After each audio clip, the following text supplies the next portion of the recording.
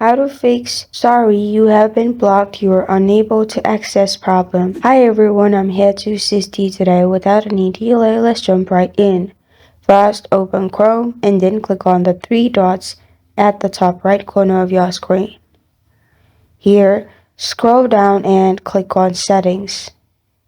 After you click on Settings, and here on the left side, click on Privacy and Security. Then scroll down and click on third-party cookies. Scroll down and then click on See All Site Data.